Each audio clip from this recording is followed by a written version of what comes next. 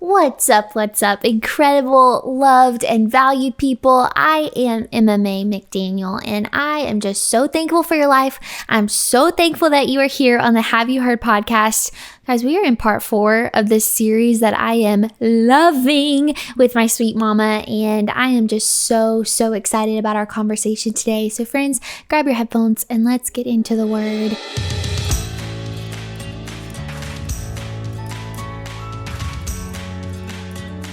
Momma J, welcome to the Have You Heard podcast. Thank you, MMA.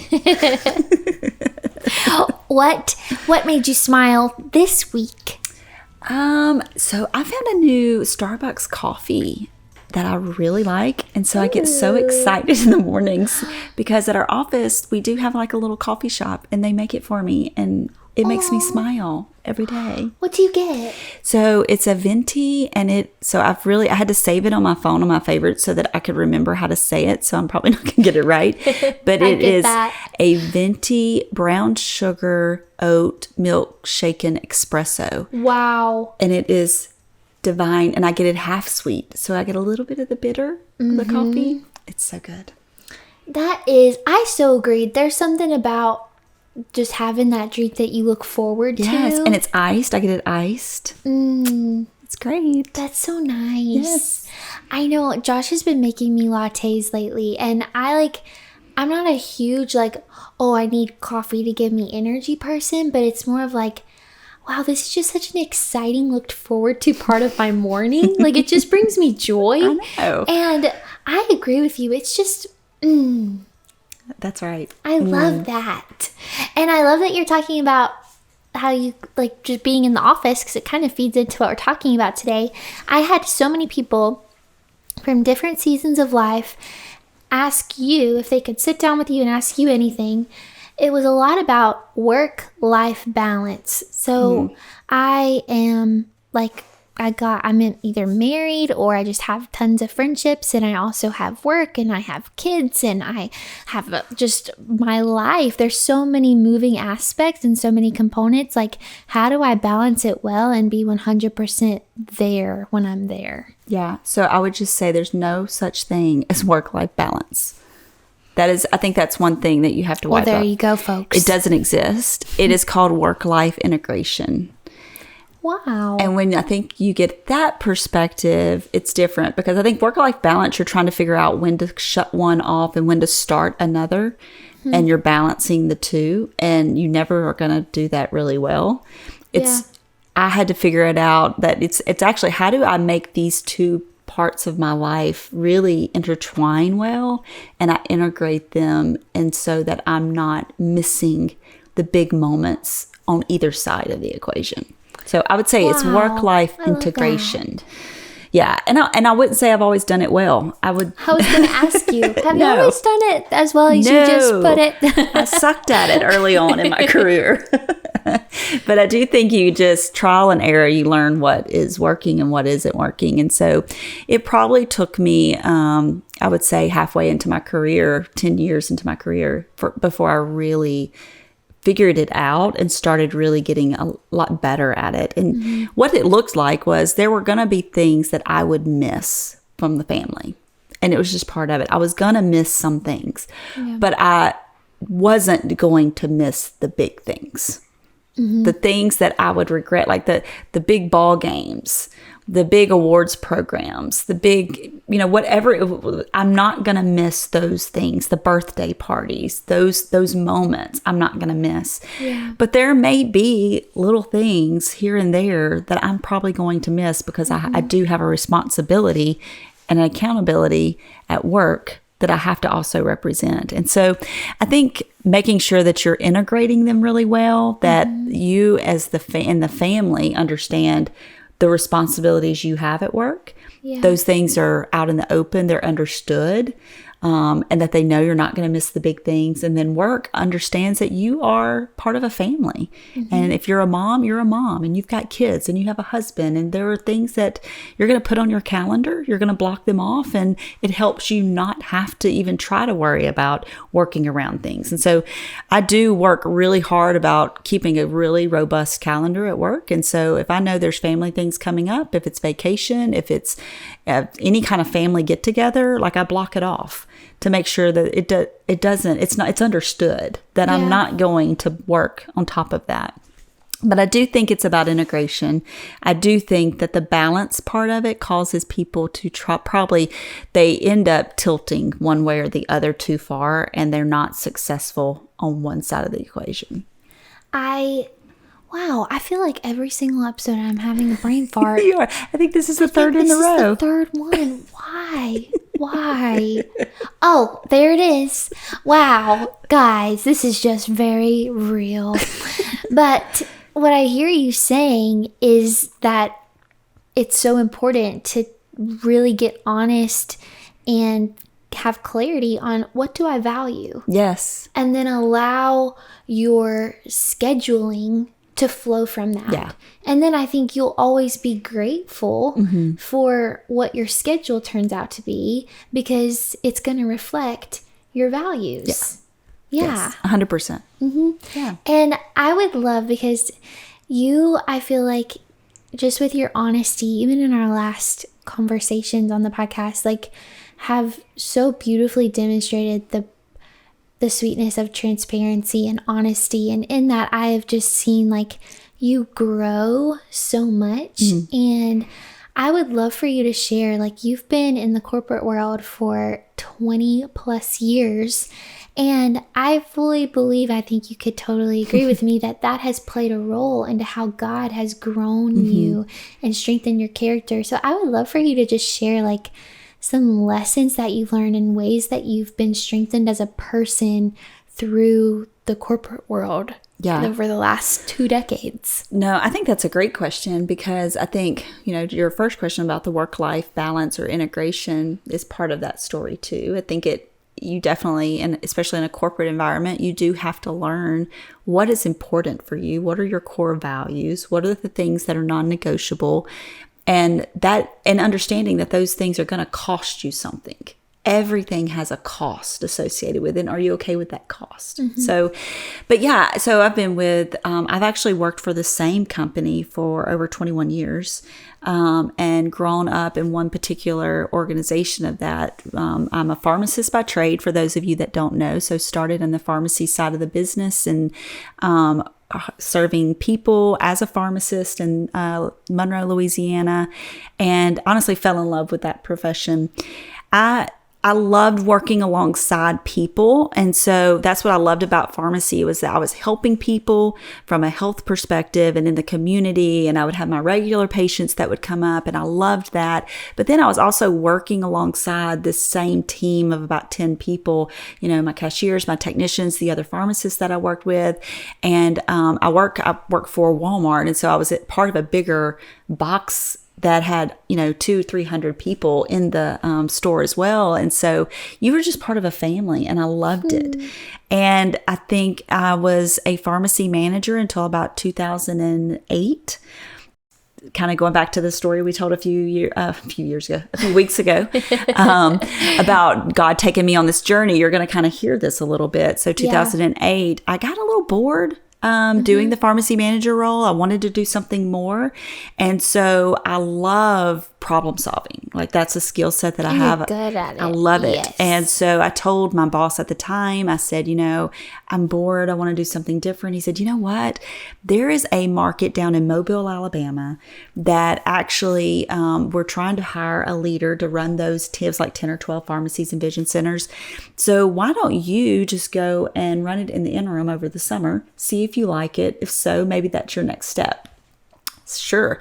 Remember, at this time, my marriage is not doing that great. I've definitely taken divorce off the table, but we're still like, what's the next step for us? So every Sunday evening, I would get in the car. I would drive 6 hours south to Mobile, Alabama. this was before that I didn't have a laptop. I didn't have a cell phone from the company to be able to help me. I just had a notebook, and I would go store to store every day. What is the problems you have? How do I solve those problems? And I would work with home office, and I would help solve. And so it was I was a fixer. And so it was so much fun because I built so many relationships with these pharmacies, because you came in, you saw the problem they had, and then you were a part of the solution. I was like, okay, I'm loving this, because I was building relationships. I was being a solution driver. So definitely decided this is what I want to do. So the first market that came open was Huntsville, Alabama. And so we applied. I took that market, and I was there for about a year. And remember, I loved working in the pharmacy with those 10 people. We knew each other really well. Like, we were working together side by side every day. We knew each other's personalities. They knew if I was in a good mood, a bad mood, whatever. We knew each other. Yeah. When I got into this new role, though, a growth that happened to me, and I think anybody that's in the corporate world, just in jobs in general, every time you switch positions or you grow in your role, you have to take a step back and think, what do I need to change about myself? And I didn't do that here. I applied everything that I had done really, really well at this previous role and applied it to this next role. And what I was doing was going around and fixing things. And I had a couple of stores that were struggling on a few things. And there was a person that came in, and she was called kind of this quality senior manager. She would come in and help identify, like, what are the things that they're struggling with? How do I help them kind of fast track progress forward? And so she actually was a friend of mine. She was down from Pensacola, Florida, and we just knew each other from the pharmacy world. And so she stays for a week in this particular store. And then at the end of the week, she calls me and says, hey, Amanda, you want to go ahead and we can get dinner one night? I can walk you through everything I found. Walk you through the plan and how we're going to get it fixed. But I also want to talk to you about some things. Sure. So we go and we have dinner. We talk through all the work stuff. Mm-hmm. And then she said, do you know you have a nickname in this market that I was leading? And I was like, a nickname? No. She said, yeah, they call you Demanda. And I was like, Demanda. First, I thought she meant Demanda, like D-U-H, like they think I'm dumb. Yeah. She was like, no. D-E-M-A-N-D-A. Like Demanda.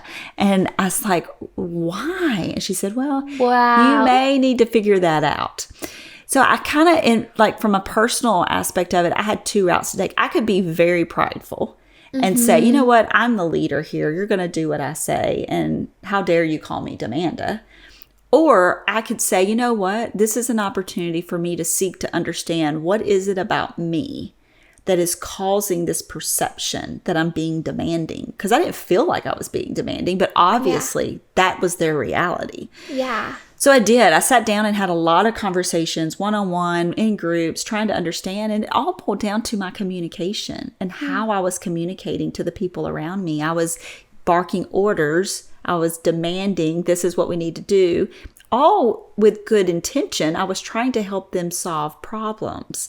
But what I wasn't doing was going in and saying, hey, how can I personally help you get this done? And then saying thank you and please. And what else can I do for you? How can I be someone that walks alongside you? That was a pivotal moment in my career. I will tell you, I tell that story today in leadership meetings with teams that I have that are walking into new roles as they're growing in their career, because I think so often we think it's about us.